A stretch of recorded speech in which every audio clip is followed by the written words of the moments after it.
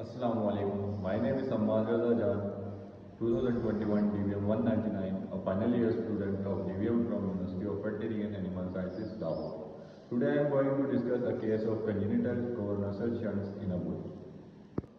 A 3-year-old Angus bull weighing 817 kg was evaluated at Urban University. The primary complaint was the bull's inability to copulate during the current breeding season.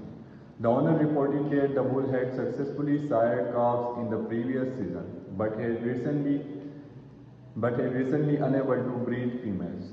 Despite displaying normal libido and mounting behavior, the bull could not extend the penis or achieve.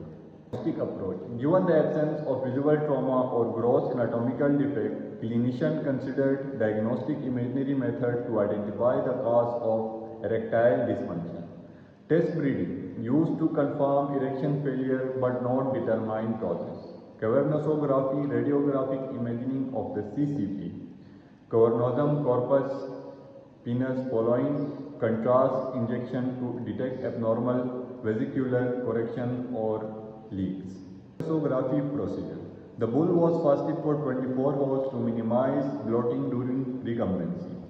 Sedation was achieved using acepromazine 0.04 mg per kg IV. The bull was positioned in right lateral recumbency. A towel clamp was placed under the apical ligament about 5 cm from the tip of the penis to aid in manual extension and stabilization. A 16-gauge 3.8 cm needle was inserted at 45-degree angle on the dorsum of penis, penetrate through skin and tunica albuginea into the CCP.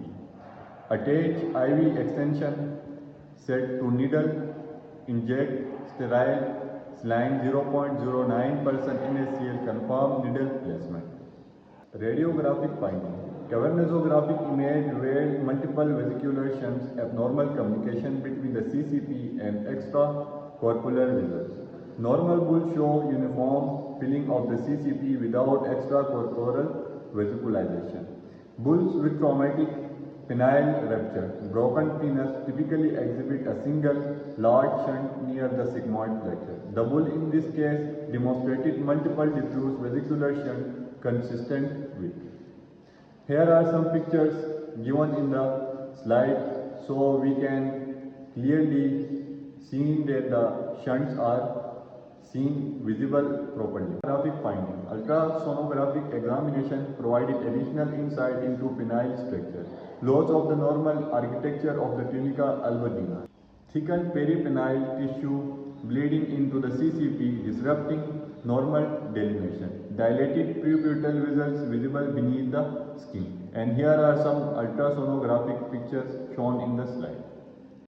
Discussion pathophysiology. Erectile dysfunction in bulls often results from failure to maintain adequate intracavernosal pressures within the CCP. Normally, the CCP acts as a closed hydraulic system where blood inflows exceed outflows during erection. If vesicular communication shunts exist between the CCP and external vesiculture, blood escapes before sufficient pressure builds, resulting in incomplete erection. Diagnostic imaging consideration. Cavernosography provides rapid visualization of CCP integrity and shunt location. Best performed within 60 seconds after contrast injection due to rapid clearance of contrast medium.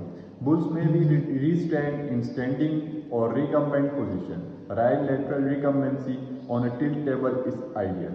Ultrasonography offers real-time assessment but is less specific for shunt identification. And clinical recommendation.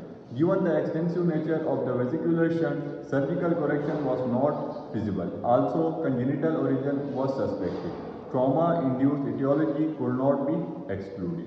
The clinician concluded that the bull should not be used for natural breeding to avoid passing on a potential congenital defect or due to functional importance.